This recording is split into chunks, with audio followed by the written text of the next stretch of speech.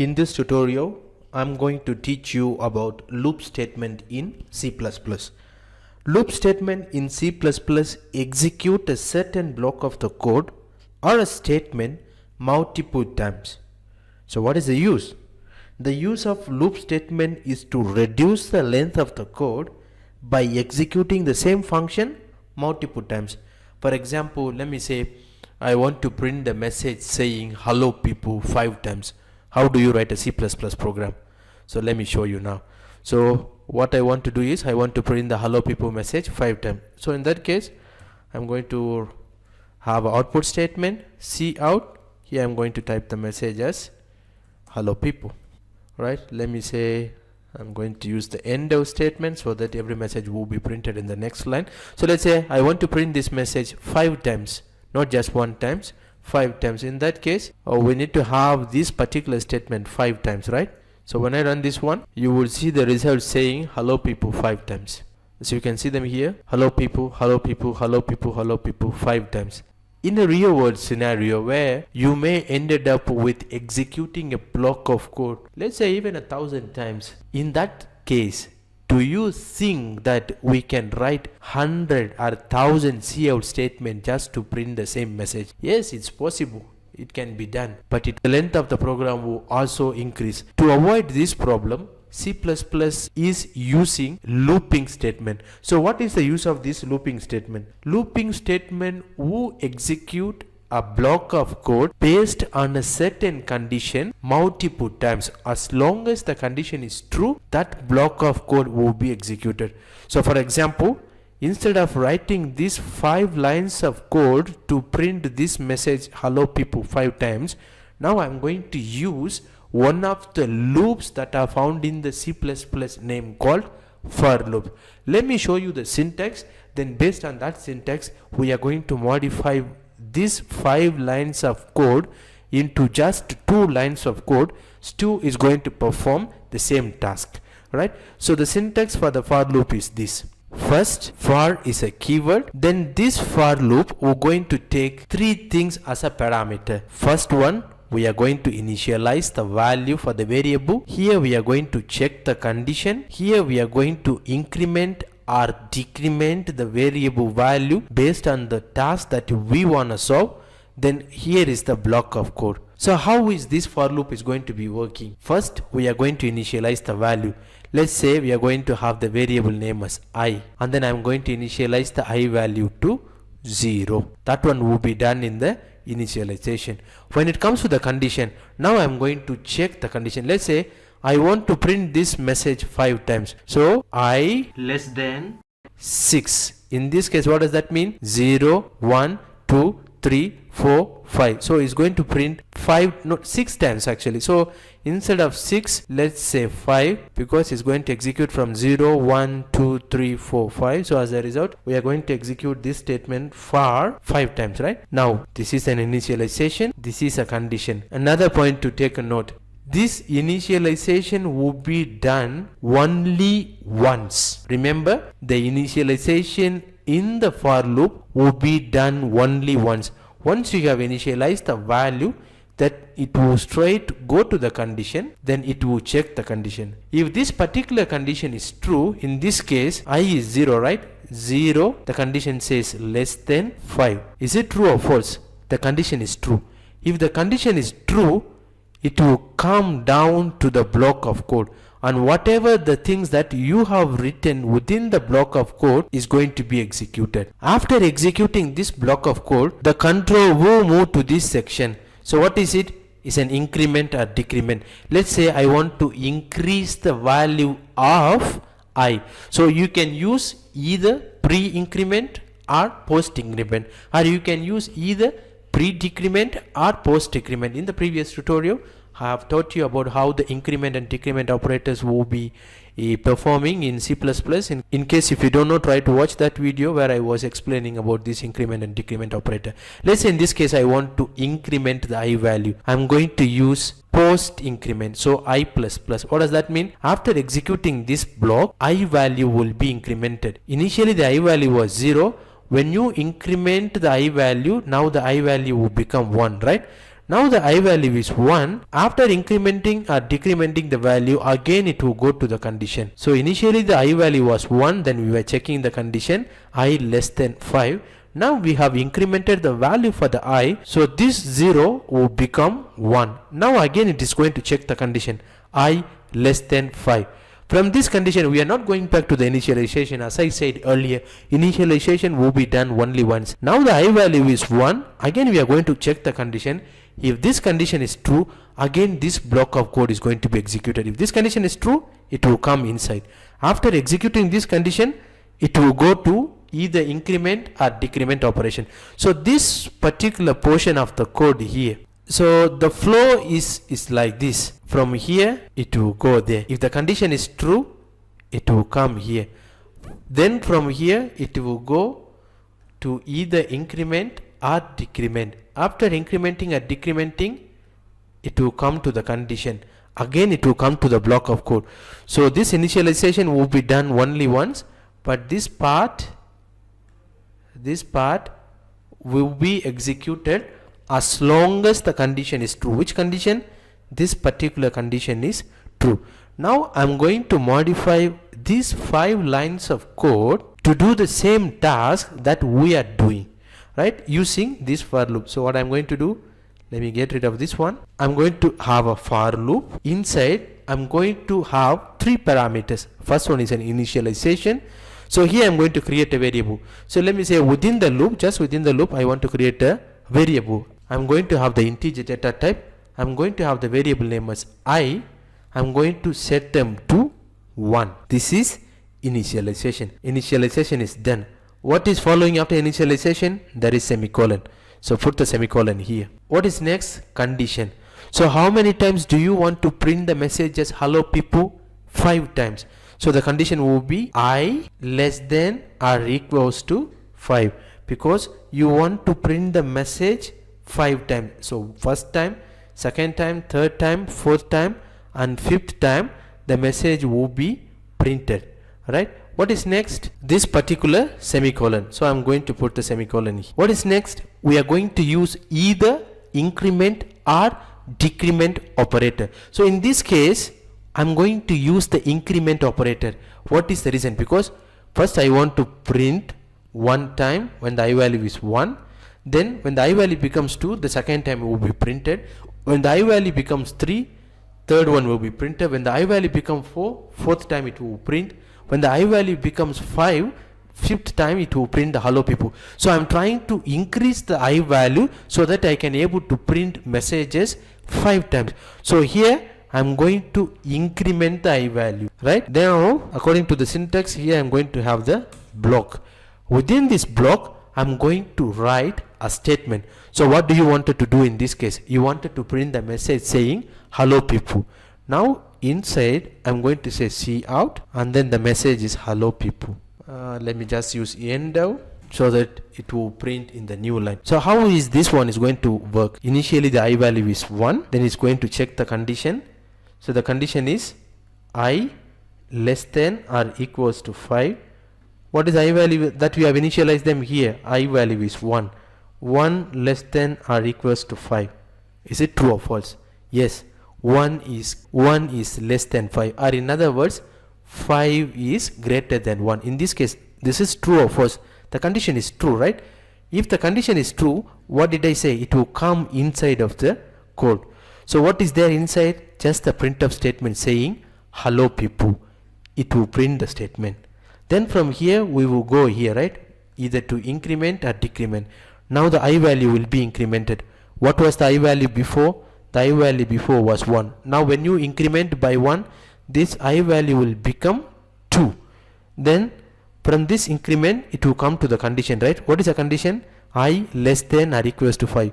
I value is 2, less than or equals to 5. Is it true or false? The condition is true. If the condition is true, what is going to happen? It will come inside, then it will print the hello people at the second time. From here again it will go, I value will become 3. When the I value become 3, again the condition is true, it will come here, print the value, again I value will be 4, then again I value will be 5. So it's going to print the message 5 times. At some point when the I value becomes 6, the condition will fail because 6 less than or equals to 5. The condition is false. When the condition is false, it will come out of this block. It's not going to execute this particular block of code. So what does that mean? We have already managed to print the hello people message 5 times. Now the condition has failed, then it will come out of the loop. When it comes out of the loop, the program will break. At the end of the day, we are going to get the message saying hello people 5 times. Now we have managed to reduce the number of lines to print this hello people message to 2 lines from 5 lines. Even if it is 100 lines, there is no need for you to write 100 lines of code. In case if you want to print this message 100 times, all you are going to do is in the condition, you are just going to say 100. That's it. So this hello people will be printed 100 times. If it is 1 million, put 1 million. If it is 15 times, put 15 times, so that it will print the hello people 15 times instead of you writing 15 cout statements. So for us to check, let me just run. The message has been printed there about 15 hello people just because of this particular condition that we have done. So this is a beauty of using loops in C++. Now, yes, this is a for loop. Then I have a condition here, I have an initialization here, I have a condition here, it's an increment. I'm trying to print the message. Is it okay for me to have a nested for loop? What is nested for loop? Having a for loop within another for loop. For example, instead of printing hello people, in case if you want to print the numbers, what do you need to do? You're just going to say simply I hope you know, right? Instead of printing the hello people, let's say you want to print the number starting from 1 to 15. Here you are going to pass the value as I. Why? Because here the I value is 1. 1 less than or equals to 15. The condition is true. Then it will come and print the I value. What is the I value now? At the first iteration it will be 1, second iteration 2, 3, 4 up to 15. So when you run this one, it will print the number up to 15. So you can see them here, 1, 2, 3, 4 up to 15. Same, is simple, right? Now the next step that I want to teach you is how to nest a for loop within another for loop. I hope it's a bit confusing. What does that mean, nest? I'm going to use a for loop. I have a for loop, right? Now instead of just having a statement here, I'm going to have another for loop. Is it possible? Yes, it is possible. Let me show you a simple example on how to use a for loop within another for loop. So here I'm no longer going to have a statement that prints the message. Instead, I'm going to have another for loop. Okay, so here I'm going to just say integer. I'm going to have another variable name called j. There is 2 ways that you can create a variable here. For example, if you want to just say integer I is equals to 1, it can be done. Otherwise, if you wanted to be explicit, here you can say integer I comma j. So if you use integer I comma j, there is no need for you to use a data type here as an integer because we have already declared the integer, right? So I hope it's clear. Now what I wanted to show you is this. So let me just make it nice. So now I have a for loop. Within this for loop, instead of writing a statement to print or do something, I have another for loop. So this for loop, what I am going to do is this. I'm going to write some conditions. Let's say j is equals to 1, j less than or equals to 3. So even here, just let me just reduce the numbers, otherwise we might end up checking this condition for a long time. Let me just have the condition as I less than or equals to 3. So this for loop is within that for loop. This one we call them as a nested for loop. So here within this for loop, I'm going to write some printf statement. So cout, what I want to print is, I just wanted to print the I value and the j value for each iteration. Okay, I just wanted to print the I value and the j value for the each iteration. So here in the cout statement, I will just say first I want to print the I value. Where am I going to print the I value? The I value, I'm going to print it from this variable I. Again, let me just have some 2 full columns so that we can differentiate how the I value will be printed, how the j value will be printed. And then in the next step, I want to print the j value. the j value will be found in the j variable. I think I will just put the end L at the end so that everything will be printed in the next statement. Now the syntax looks exactly like this program, right? So there is a one for loop. Within that for loop I have another for loop. For this for loop I have the body of the statement, then it ends here. So now how is this for loop is going to work? Let me just show you the flow of how this nested for loop would work so that it will be easy for you to understand this program. So this program will run like first, yes, of course, the outer for loop. We are going to initialize the value. So in this case I have initialized the value I is equals 1, right? Then that's what we have done. So here in the condition, so I am going to say I less than or equals 3. Now what is I value here? I value is 1. 1 less than or equals 3. Is it true or false? The condition is true. If this particular condition is true, what is going to happen? It will come inside the block, right? So it will come here. So inside the block I don't have the C out statement. In this case I have another for loop. So what is this for loop? There is an initialization. This j is equals to 1. J equals 1. What is the condition here? J less than or equals 3. Now this is an initialization for another for loop. As long as this condition is true, it will come inside. Inside, this time I found a for loop. Again this for loop has got an initialization. J is equal to 1. There is a condition. So 1 less than or equals to 3. The condition is true. If this condition is true, again it will come inside, right? What do we have them here as a statement? Here is a statement. I'm going to print like first I as a message, as you can see them here, and then I value. So let me just put the colon here. Even here, let me just put the colon. So I will be printed together with the colon. Now I'm going to print the value of I. What is I value at the moment? I value at the moment is 1. So 1 will be printed. Again I have got 2 full colon, and then I'm going to print j as a message, and then I'm going to print the value of j. What is the j value here? J value is 1. So j will be printed as 1. This body of the statement is being executed now, right? After executing the statement, what is the next step? We need to go to this increment and decrement. Now the question to you is, am I going to check, or am I going to do the increment or decrement from here, or am I going to increment the value from here? Which one am I going to do it? The answer is we are going to increment the j value here. The reason is this block of code is being executed just because the condition from this for loop was true. So the condition for this for loop was true. We have executed this statement. So even when you increment, you have to increment for this particular for loop, not for the I. So when I increment the j value now, it was 1. Now the j value will become 2. Isn't it so? When the j value will become 2, it will come here. Now 2 less than or equals 3. The condition is true. If the condition is true, again it will come inside. What is the statement now? Is going to print the I value.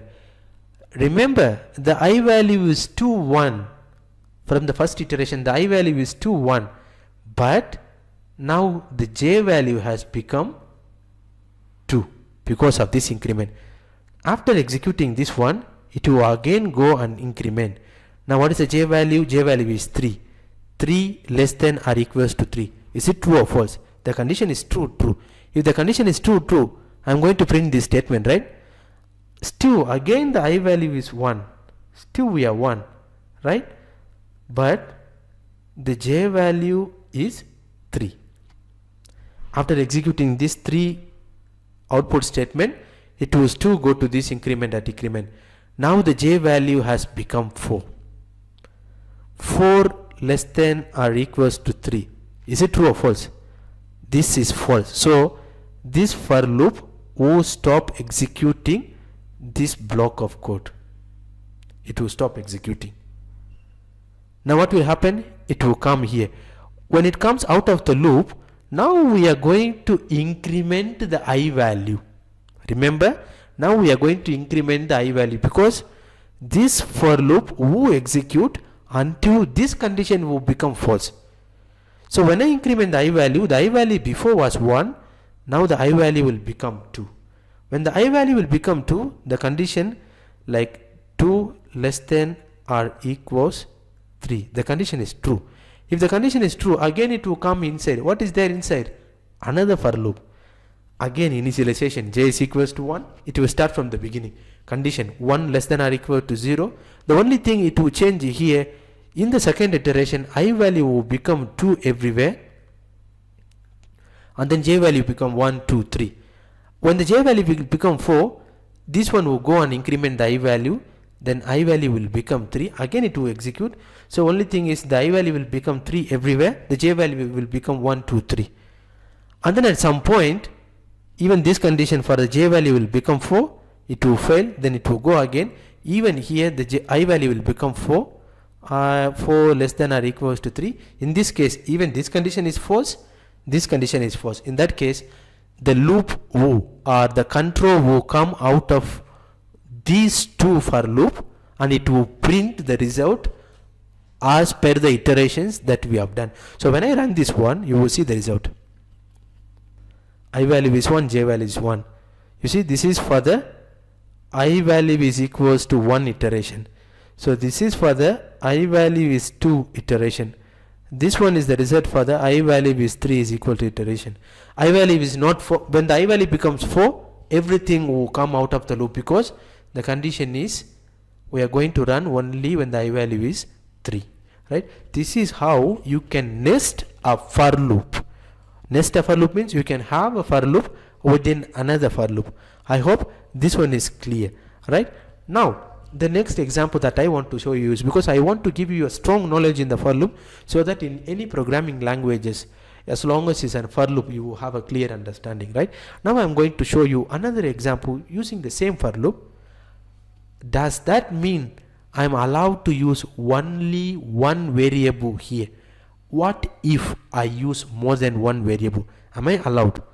Instead of having two for loops, let me say I'm going to have only one for loop, but I wanted to have more than one variable. Is it wrong? It's not at all wrong. You are still allowed to use. So let me just modify this code where we are going to use more than one variable just within the same for loop. So I'm going to use for loop. Here I have already declared two variables named as I and j. As I say that you can declare them explicitly, or if you want to declare them here, still you can declare them. Right? Now I'm going to use both of these variables just within one for loop. So I'm going to say I'm going to initialize the value for both of the variables. So the first variable is I equals 0. Here I'm going to separate each of these variable with comma, not the semicolon. Here I'm going to use comma because these two are two different variables, but I want to initialize the value for both of these variables. Now let's say I is equal to 0, j is equals to 10, right? So this is called initialization. So let me just remove this. So this one is an initialization step for both variable. What is after? Semicolon. So put the semicolon now. And here we are going to write the condition. Now I'm going to make use of the logical operator. We have learnt about the logical AND, OR and NOT. Let's say I'm going to make use of the logical AND. I hope you know, in order to execute, in order to return true, in logical AND, both condition has to be true, right? Now I'm going to set the condition like this. I, let's say less than 10, and then logical AND operator, j is greater than 0. It's not necessarily every time we need to use less than or greater than. You can play around with our operator. There are different types of operator. So this part is a condition for both of these variable. Now I have to increment or decrement. Before that I have to put the semicolon, right? Now what I'm going to do, let's say I'm going to increment the I value, comma, I'm going to decrement the j value. You will see the logic when we run the program. Now simply I'm going to print the result. So what I want to print them here is, let's say I just wanted to print the I value and the j value just like the way that you have done before. So let's say I value, and then I want to print them from I variable. Then in between, let's say I just wanted to let's say I wanted to separate them with these two full colons. Now I wanted to print the j value. That one will come from j variable, and then I will put the end L. When I run this one, I hope you have already guessed. So what is going to happen here is we have initialized the I value is equal to 0 and j is equal to 10. Now here I less than 10 and logical AND operator, here we have j greater than 0. So what is I value that you have assigned to them here? 0 less than 10, and then we have logical AND j. What is the j value here? J value here is 10 greater than 0. 0 is less than 10, right? Or in other words, 10 is greater than 0. So this is true, and this is logical AND. 10 is greater than 0. This is also true. If both conditions are true, especially when you use the logical AND, it will return true, right? When this one returns true, what will happen? It will, let me just remove this part for now, because it just come to the statement here. The statement here is a C out. Is going to print the I value and the j value. What is I value now? I value is 0. What is the j value now? J value is 10. Isn't it? So j value is 10. I value is 0. After executing this one, it will go and increment and decrement. Now I am going to increment the I value. Now the I value will become 1 and the j value will be decremented by 1. So this 10 will become 9. 1 less than 10. Is it true or false? It's true. It's true. 9 is 2 greater than 0. Both conditions are true. When both conditions are true, it will come inside and it will print the statement. So the I value will become the next step. The I value will be 1, j value will be 9. So how is the result is going to be look like? I is 0, j is 10. In the second step, I is 1, j will be 9. So 2, 8. It will go up to I value 9 and then the j value will become 0. When I run this one, I hope you have understood already. Not j value 0 because it is greater than 0. So the j value has to 1. That's the reason why I0, j10, 9, 9, 9. So as you can see them here, this is a result. So this is how you can even use more than one variable within the same for loop, right? So I hope now you have a clear picture about how to use the for loop. So we have learned about how to use a simple for loop, how to use a for loop within the for loop, or how to use more than one variable in the for loop.